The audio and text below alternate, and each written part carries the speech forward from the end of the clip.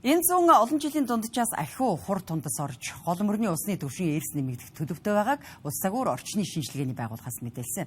Энэ жил үерт авдах хамгийн өндөр эрсдэлтэй бүсүүдэд сэлб гол, дунд голын АС орчмын нутаг дэвсгэрүүд нэрлэгдэж байна. Тэгвэл нийслэл Улаанбаатар хотын үерийн хамгаалтын бэлтгэл ажил 45% гүйцэтгэлтэй үргэлжилж байна. Улаанбаатар хотод 1966 оныхтой ижил хэмжээний үерийн нөхцөл байдал үүсвэл хамгаалах далан болон үерийн хамгаалтын байгууламжийн хүчин чадал хүрэлцэхгүй байж болзошгүйг мэрэгчлэнүүд анхааруулж байна. Өнөөдрийн байдлаар нийслэлийн үерийн өндөр эрсдэлтэй бүсэд хэвээр байгаа бөгөөд үерийн хамгаалтын барилга байгууламжийн 70 орчим хувийн ашиглалтын хугацаа дуусжээ. Мөн борооны ус зайлуулах гол коллектор шугамуудын дийлэнх нь 1990 оноос өмнө баригдсан байна. Үүнтэй зэрэгцэн Улс цагуур орчны шинжилгээний газрын урьдчилсан мэдээгээр энэ зүүн олон жилийн дунджаас ахиу хур тундас орж гол мөрний усны түвшин эрс нэмэгдэх төлөвтэй байна. Тухайлбал туул голын усны түвшин 248 см, сэлб голын усны түвшин 90 см хүртэл нэмэгдэх хандлагатай байна. Түүнчлэн ойрын өдрүүдэд нийт нутгаар 2-3 хоног үргэлжилсэн бороо орно гэдгийг мэдээлж байна.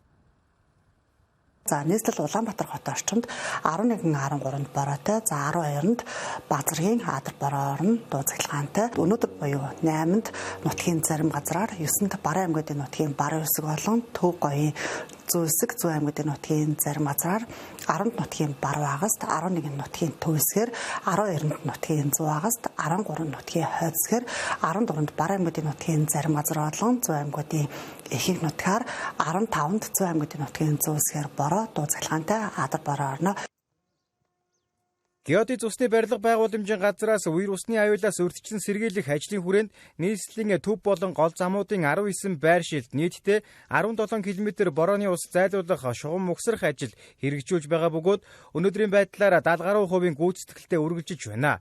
Мөн борооны ус зайлуулах шугам сүлжээний ашиглалтын хэвийн найдвартай ажиллагааг хангах, үерийн эрсдлийг бууруулах зорилгоор шугам хоолойн лаг хагшаасыг цэвэрлэх, угаах ажлыг өдөр бүр үе шаттайгаар зохион байгуулж байгааг холбогдох байгууллагаас мэдээллээ.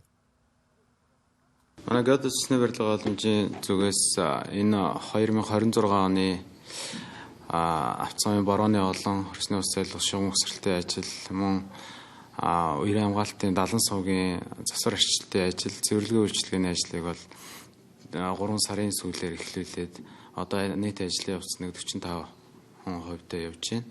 Одоогоор Улаанбаатар хотын хэмжээнд ус ихээр тогтдог төв болон гол замууд дээр борооны ус зайлуулах шугам угсралтын ажлыг 19 байршилд 17.1 км борооны усны шугам угсралтын ажил хийж гүйцэтгэхээс энэ ажлын явц бол нэг 70 орчим хувьтай үргэлжлээ явж байна. Томоохон ажлуудаас нь дөрдөл Улаанбаатар төв вокзал, мөн Чингисийн үргэнчлэлд борооны усны төв коллектор шугамын ажлуудыг бол хийж гүйцэтгэж байгаа.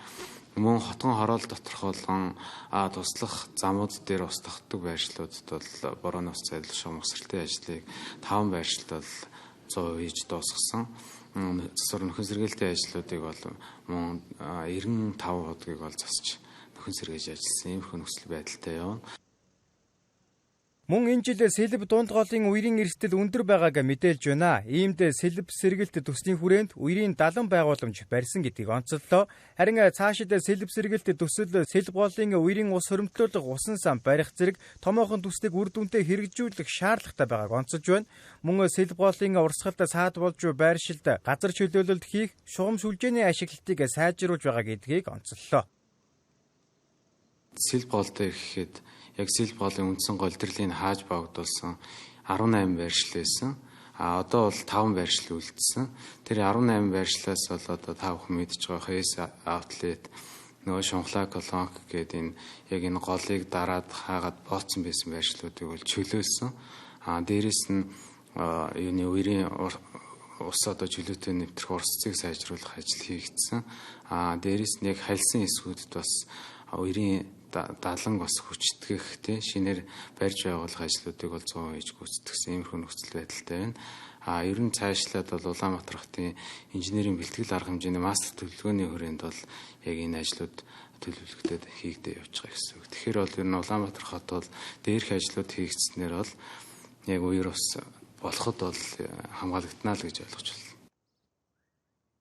Геодез усны барилга байгууламжийн газрын хариуцдаг 201 км авто замын борооны ус зайлуулах шугам сүлжээ байдаг бөгөөд түүний хэмийн ажиллагааг хангах, уур усны эрсдлээс урьдчилан сэргийлэх зорилгоор төлөвлөгөөтэй цэвэрлэгээний ажлыг өдөр бүр хийж гүйцэтгэж байна. Өнөөдрийн байдлаар уг ажлын гүйцэтгэл 55% үргэлжилж байгаа бөгөөд холбогдох байгууллагын мэдээлснээр дээрх үерийн эсрэг авч хэрэгжүүлж байгаа арга хэмжээ 100% хүрснээр үерт автах эрсдлийг бууруулах боломжтой гэж үзэж байна. Мөн шинээр барьж хэрэгжүүлж байгаа үерийн даалан сувг шуудууны ажлыг яаралтай эрчимжүүлэн хэрэгжүүлж байгааг онцолж байна.